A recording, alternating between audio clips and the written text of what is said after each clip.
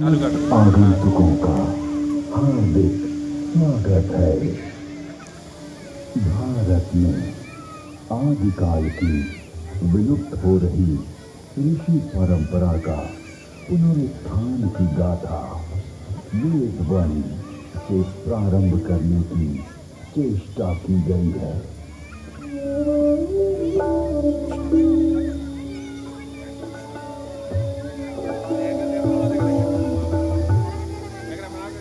वेद परमपिता परमात्मा की पवित्र वाणी है, जो सृष्टि के प्रारंभ में मानव मात्र के कल्याण के लिए अग्नि, वायु, आदित्य, अंगिरा इन 4 ऋषियों के पवित्र अंतःकरण में उद्भूत हुई। तत्व ज्ञान की दृष्टि से वेद एक है, किंतु विषय विभाग की दृष्टि से इसे 4 भागों में बांटा गया है। ऋग्वेद, यजुर्वेद, सामवेद और अथर्ववेद। ऋग्वेद में ज्ञान का विषय, यजुर्वेद में कर्म का विषय, सामवेद में उपासना का विषय और अथर्ववेद में विज्ञान का विषय है। विश्व साहित्य का प्राचीनतम ग्रंथ वेद है। मानव जाति के प्राचीनतम ग्रंथ होने के कारण उस समय की सभ्यता, संस्कृति, आचार विचार और कर्तव्य आदि को जानने का स्रोत वेद है।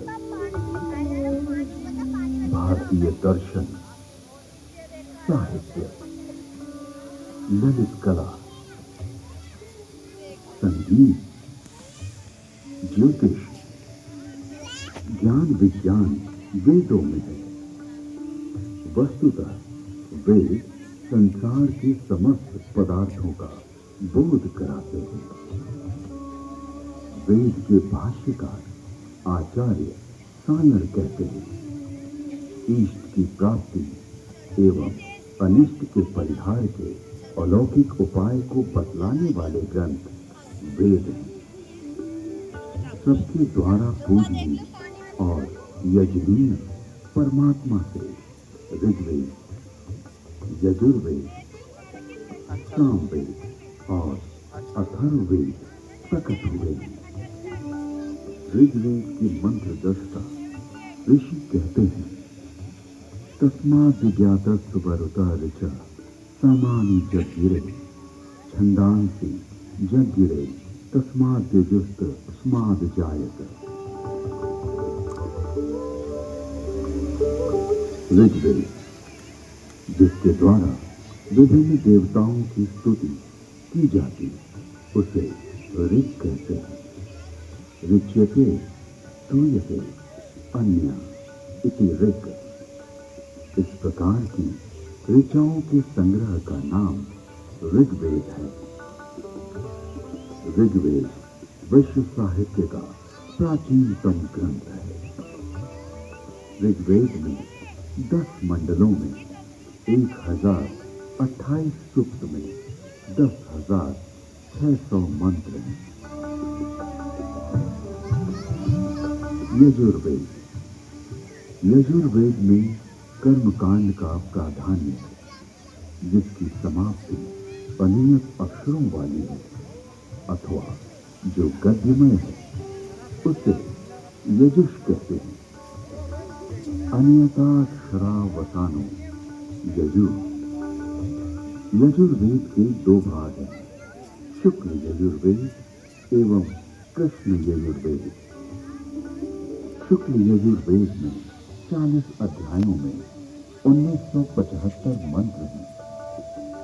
कृष्ण यजुर्वेद गद्यात्मक है।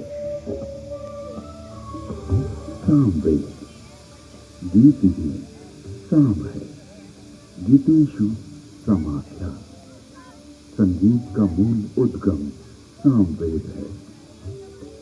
सामवेद के दो भाग हैं, पूर्वार्चित एवं उत्तरार्चित।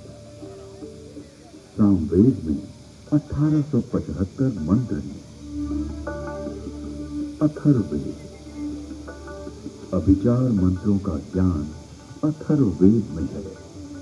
इसमें आयुर्वेद का विस्तृत विवेचन हुआ है।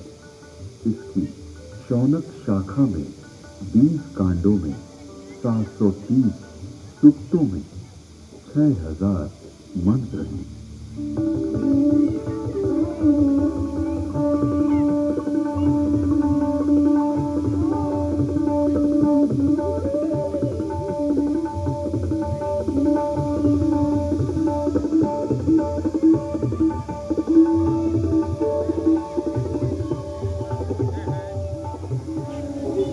प्राचीन काल में वेद श्रुति परंपरा से अक्षुण्ण रहे। वैदिक ऋषियों ने वेदों को कंठस्थ किया और अपने शिष्यों को इसका श्रवण कराया। शिष्यों ने सुनकर वेदों को कंठस्थ किया और उन्होंने अपने शिष्यों को सुनाकर कंठस्थ कराया। इस प्रकार श्रुति परंपरा से वेद अक्षुण्ण बने रहे। वेदों में किसी भी प्रकार की मिलावट न हो सके, इसके लिए वैदिक ऋषियों ने विकृति पाठों का निर्माण किया। वेदों में मंत्र दृष्टा ऋषियों का उल्लेख है, जिन्होंने मंत्रों का साक्षात्कार किया। इस परंपरा में सप्त ऋषियों का विशेष महत्व बतलाया गया है। सप्त ऋषियों का वैशिष्ट्य उपनिषद एवं पुराणों में मिलता है। ये 7 ऋषि हैं: वशिष्ठ, विश्वामित्र, जमदग्नि,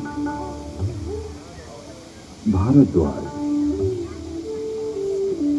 अत्रि, गौतम, अगस्त्य। वेदों में अनेक ऋषिकाओं का भी उल्लेख है। इन ऋषियों की परंपरा का अनुपालन करने वाले ऋषियों ने भी इन्हीं नामों को धारण किया।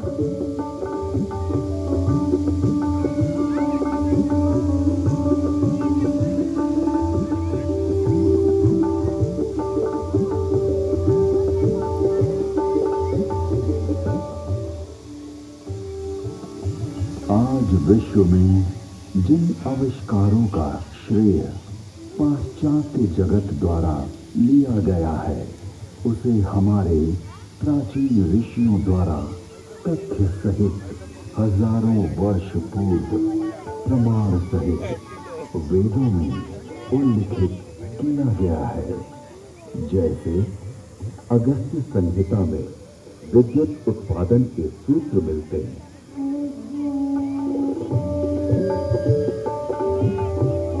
एक मिट्टी का पात्र लें, उसमें ताम्र पट्टिका कॉपर शीट डालें तथा शुद्ध ग्रीवा कॉपर सल्फेट डालें। फिर बीच में यूरिकास्ट 500 व सॉडस्ट लगाएं। ऊपर पारा, मर्क्यूरी तथा 10 लौह जिंक डालें। फिर तारों को मिलाएंगे तो उससे मुद्रा वरुण शक्ति इलेक्ट्रिसिटी का उदय होगा। अगस्त्य संहिता में विद्युत का उपयोग इलेक्ट्रोप्लेटिंग के लिए करने का भी विवरण मिलता है।